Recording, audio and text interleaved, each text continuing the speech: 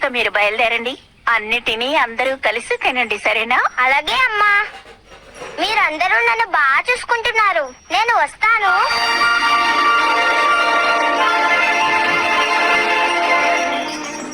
యశోదా, నీ కొడుకు కృష్ణుడు ప్రత్యేకమైన వాడు. అతను మురళి ఎంత బాగా వాయిస్తాడో తెలుసా? మా అందరినీ మైమరి పెంచి నాట్యం చేయిస్తాడు. ప్రతిరోజు కృష్ణుణ్ణి చూస్తూ ఉంటే నాకు ఆనందంగా ఉంటుంది.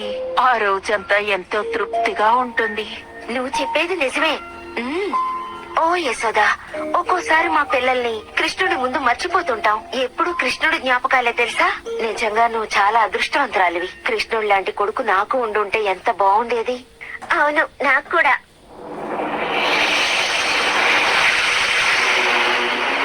బ్రహ్మదేవ, నేను చూసిన ప్రతిదాన్ని మీకు తెలియజేశాను. ఈ చిన్న పిల్లవాడు కృష్ణ దేవుళ్లకే దేవుడని నాకు అనిపిస్తుంది. బాగా విను. ఈ ప్రపంచంలో సృష్టి కార్యాన్ని చూసుకునేది నేనే. నాకన్నా బాగా శ్రీ మహావిష్ణువు గురించి ఇంకెవ్వరికీ తెలియదు. ఆయన ఎందుకని వైకుంఠంలో ఉన్న తన జీవితాన్ని వదులుకుని ఒక మామూలు మనిషిగా బృందావనానికి వెళ్లి ఉండాలి చెప్పు? దయచేసి నన్ను క్షమించండి బ్రహ్మదేవ, కానీ సృష్టి రహస్యాల్ని, ప్రకృతి శక్తుల్ని ఎదిరించగలిగిన వ్యక్తి ఎవరైనా ఉన్నారా? ఈ రోజు ఉదయాన్నే అగాసురుణ్ణి ఆ పిల్లవాడు హతమార్చాడు. నువ్వు చెప్పేది నిజమేనా? నిజానికి నాకేమీ ఆశ్చర్యంగా లేదు. కానీ శ్రీ మహావిష్ణువు గురించి నాకు తెలియంది ఏదీ లేదు. ఒక బాధ్యత గల సేవకుడిగా ఆయన ఏం చేసినా సరే నేను తప్పకుండా తెలుసుకుంటూ ఉంటాను.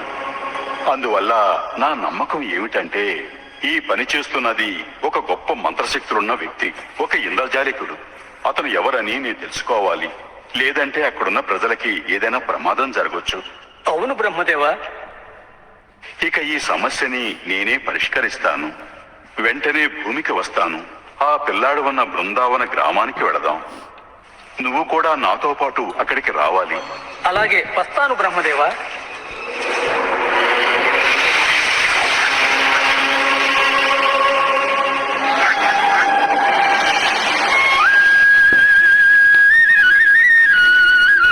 ప్రియమైన స్నేహితులారా, మీ అందరికీ ఎంత సంతోషంగా ఉందో నాకు కూడా సంతోషంగా ఉంది.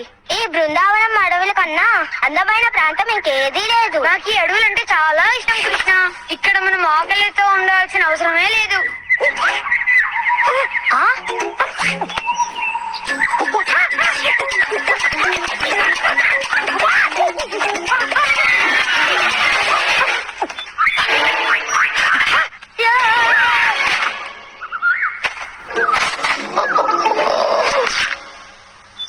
ఆ పండు ఇక అంతే.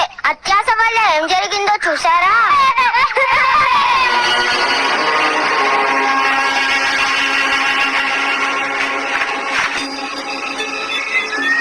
ఓహో, నువ్వు చెప్పిన ఆ పిల్లాడు దాగి ఉన్నది ఇచ్చటేనా?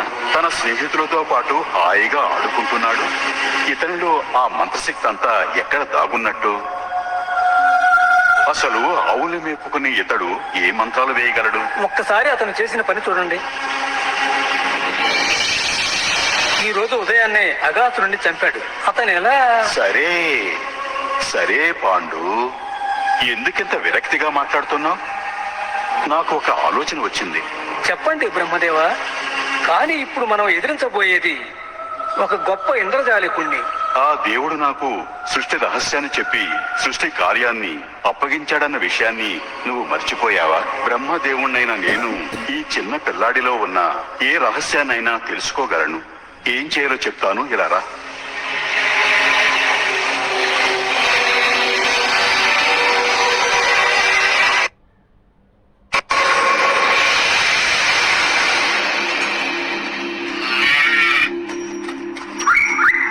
అర్థమైంది కదా హంసి? అప్పుడే నువ్వు కూడా ఏదో ఒక రోజు పెద్ద ఆవు అవుతావు. నువ్వు పెద్ద అయ్యాక మా అందరికి ఎక్కువ పాలని ఇవ్వగలుగుతావు.